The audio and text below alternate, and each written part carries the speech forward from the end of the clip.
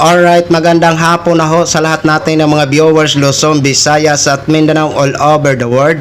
Welcome naman sa ating panibagong video, panibagong reaction, mga ka-action, mga kakamping. Gusto ko lang ho na i-share ho ito sa inyo.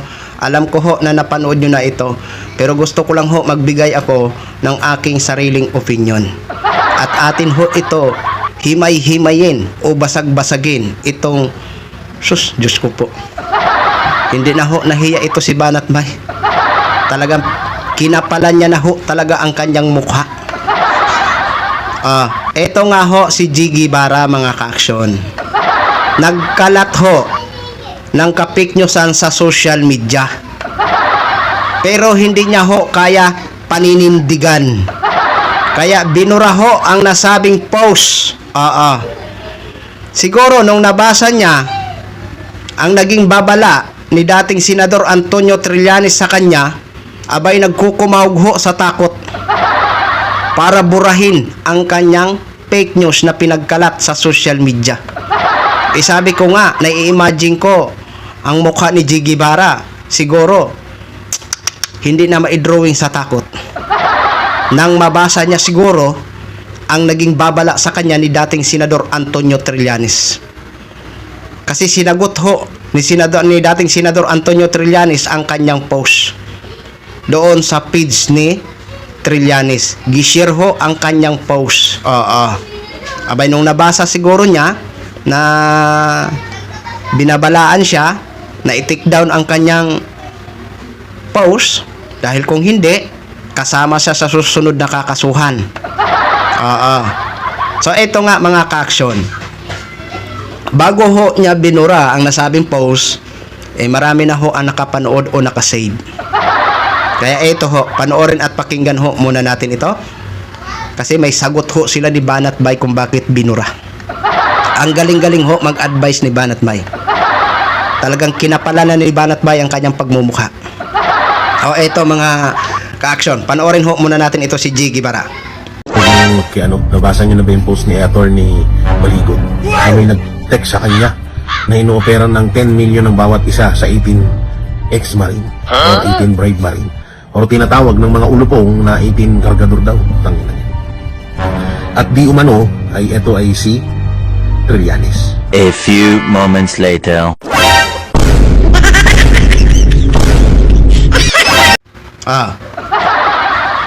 Di ba? Ano nangyari, Jiggy Bara? Tanggal angas mo dong. Teklop ka dong. Takot ka dong. Nabahag buntot na dong. Nagyaya ng naong ni mo, Jiggy Bara. Ayan mga ka-action ha, galing na sa kanya mismo. Kumuha lang naman pala siya ng reaction doon sa post ni Baligod. Bakit niya binura? Di ba? Ginamit niya pa ang di umano.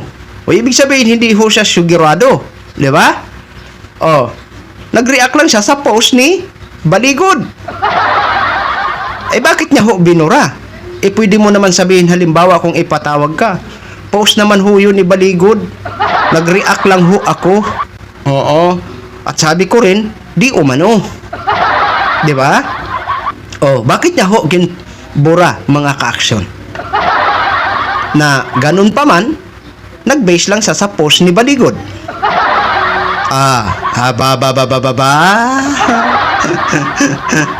Ito kasi yung naging sagot ni Trillanes sa kanyang feeds. Kumbaga gin-share ho ang video niya.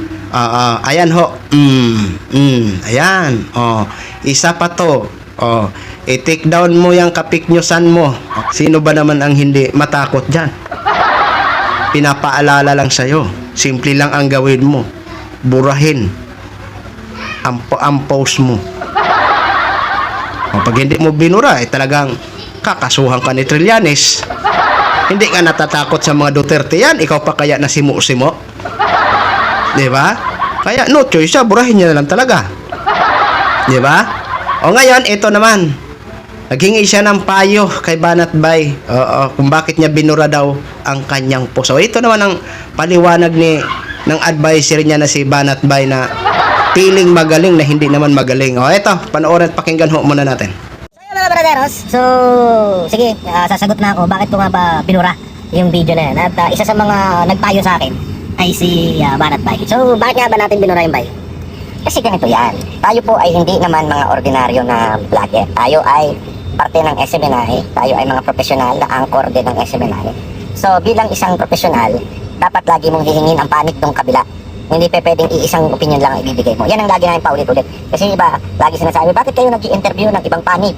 Bakit kayo in-interview si ganito? Si Yorme, si Rize, ba't nyo in-interview yan? Tagad, mga dilawan nyo, ganyan-ganyan. Kami po kasi ay hindi ordinaryong vlogger. Huwag nyo kami itulad dun sa mga ordinaryong vlogger na okay lang na pumanig. Kami kailangan din namin magpakita ng kabilang side. Kasi kami po yung mga anchor ng SMNI. In line with that, kasi itong si Trillanes, since nagbigay siya ng panig niya by saying hindi totoo yan, kaya i-take down mo yan, bilang profesional na mga media, kailangan namin sundin. Kasi sinabi na nga na hindi totoo yan, nagbigay na siya ng panig niya, kailangan namin ito pa rin yun. Bilang mga profesional, hindi po kami ordinaryong vlogger. May sinusunod din kaming istasyon na kailangan profesional ang datingan namin. Matindi. Matindi. Sinagad na talaga ni Banat Bay ang kanyang kakapalan ng mukha. Hindi daw ho sila ordinaryong vlogger.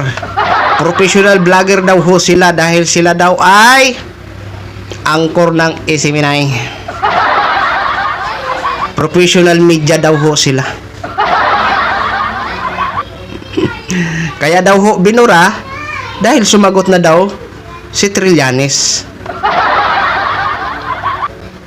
Oh, sabi pa ni Banat Bay, kinukuha daw nila ang mga panig ng iba't ibang mga kapara ng mga tao, no, para makuha ang panig. 'Di ba? Pero ito lang ang sabi ko, napakasimple. Kung gusto nyo kunin halimbawa ang panig ni Trillanes, bakit hindi nyo siya in-invite sa mga live nyo? Kung totoo ba ang sinasabi ni G. Guevara na post ni Baligod, bakit kailangan pa gumawa ng eksena si G. Guevara sa kanyang social media? 'Di ba? Hindi nyo kinuha ang panig ni Trillanes dahil hindi nyo sila in-invite, hindi nyo siya in-invite. Nabasa nyo lang ang post o caption sa pag-share ni Trillanes sa video ni G. Guevara sa kanyang page ni Trillanes. Nabasa nyo lang doon at yun na, natakot na kayo. Yun talaga ang katotohanan dyan. Wag na ho kayo magpalusot. Sasabihin nyo pa, professional media kayo. License ba kayo? Ha? Professional vlogger? Yan ba yung professional vlogger o professional media? Binubura yung post? Dahil nakuha nyo na ang panig ng tao na ginawa nyo ng kapiknyusan? Alin ang kinuha nyo? Hindi nyo ho sila pinagsalita doon sa mga live stream nyo. Kung hindi, nabasa nyo lang ho ang post o caption ni Trillanes. 'Di ba? Kapal na mga muka. Sus ko. Sige, granting halimbawa kung kayo ay mga professional. 'Di ba dapat ang isang professional vlogger o professional media, 'di ba? Total kini-claim nyo na 'yan. O hala, sige, sa inyo na. Sige na. Kahit alam namin na nakakahiya 'yan. 'Di ba? Granting halimbawa na professional kayo. 'Di ba? Kailangan nyo mag-ingat sa bawat sasabihin nyo, sa bawat post nyo. Dapat maging be careful kayo kasi kiniklaim nyo na kayo ay professional. 'Di ba? Hindi kayo katulad sa amin na mga ordinaryong vlogger. Pero take note, hindi ako ordinaryong vlogger din. Dahil may na po ako may parangal na ho ako galing kay YouTube. Pero kahit man na halimbawa wala pang parangal galing kay YouTube, no? Tulad ng silver button, gold button, 'di ba? Basta monetize ka na at ma-recognize ka na sa algorithm o community ni YouTube, basta monetize channel ka na, professional ka na doon. 'Di ba?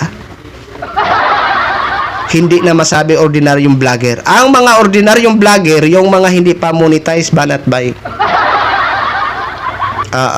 'Di ba? Ibuti pa nga kami. Kung mag-vlog, kung sumakay o mag-react sa isang issue, talagang may facts. Diba? Kayo, anong pinagagawa nyo? Lalo ka na Jiggy Bara. Di ka na nahiya sa mukha mo.